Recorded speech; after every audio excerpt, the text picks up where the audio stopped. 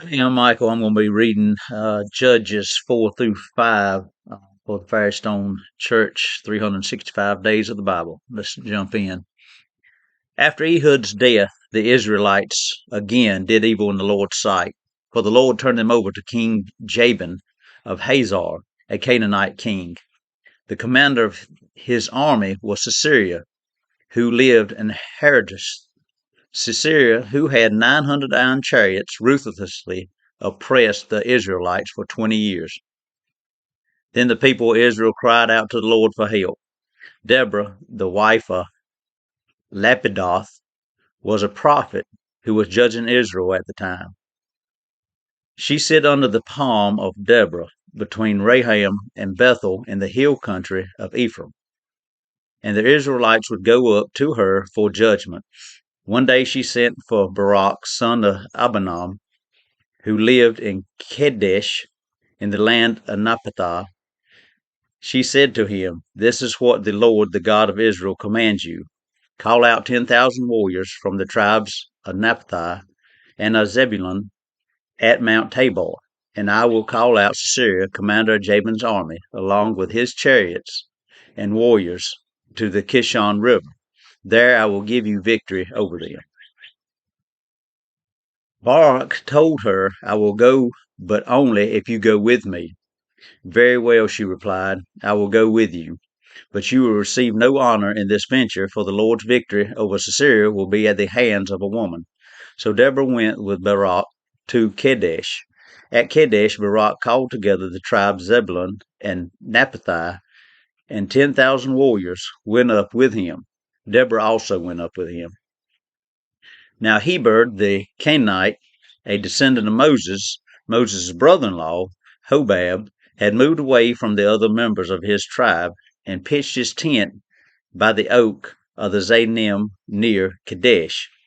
When Sisera was told that Barak, son of Abinadab, had gone up to Mount Tabor, he called for all 900 of his iron chariots and all his warriors, and they marched from Harosheth to the Kishon River.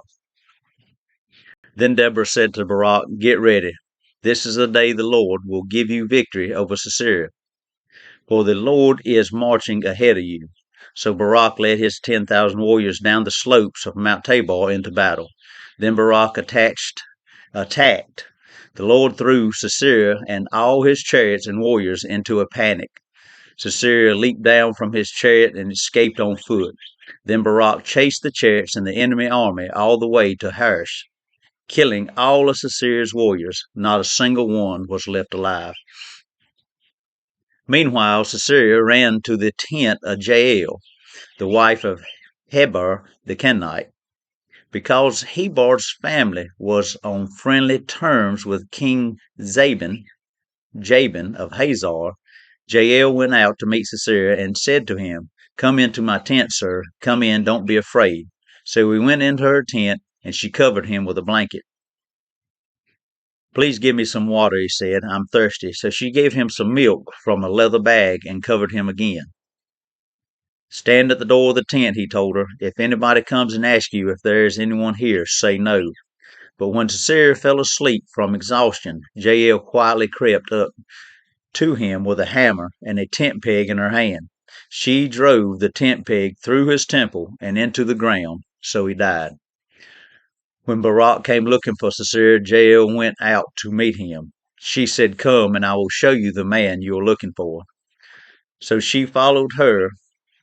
So he followed her into the tent and found Sisera lying there dead with a tent peg through his temple. So on that day Israel saw God defeat Jabin, the Canaanite king. And from that time on, Israel became stronger and stronger against King Jabin until they finally destroyed him. On that day, Deborah and Barak, son of Abinadab, sang this song.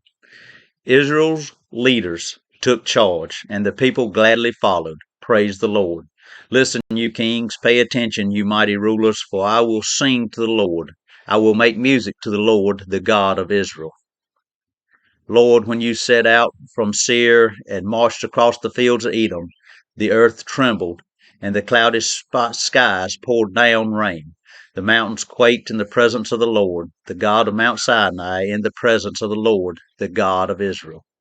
In the days of Shamgar, son of Anath, and in the days of Jael, people avoided the main roads, and travelers stayed on winding paths. There were a few people left in the villages of Israel until Deborah rose as a mother for Israel. When Israel chose new gods, war erupted at the city gates. Yet not a shield or spear could be seen among 40,000 warriors in Israel. My heart is with the commanders of Israel, with those who volunteered for war. Praise the Lord. Consider this. You who ride on fine donkeys, you who sit on fancy saddle blankets, and you who walk along the road, listen to the village musicians gathered at the watering holes. They recount the righteous victories of the Lord and the victories of his villagers in Israel. Then the people of the Lord marched down to the city gates. Wake up, Deborah, wake up. Wake up, and sing a song. Arise, Barak. Lead your captives away, son of Abinon. Down from Tabor marched the few against the nobles. The people of the Lord marched down against mighty warriors. They came down from Ephraim, a land that once belonged to the Amalekites. They followed you, Benjamin, with your troops from Machar. The commanders marched down. From Zebulun came those who carry a commander's staff. The princes of Ishar were with Deborah and Barak. They followed Barak, rushing into the valley, but in the tribe of Reuben there was great indecision. Why did you sit at home among the sheepfolds to hear the shepherds whistle for their flocks? Yes, in the tribe of Reuben there was great indecision. Gilead remained east of the Jordan, and why did Dan stay home? Asher sat unmoved at the seashore, remaining in his harbors. But Zebulun risked his life, as did Naphtali, on the heights of the battlefield.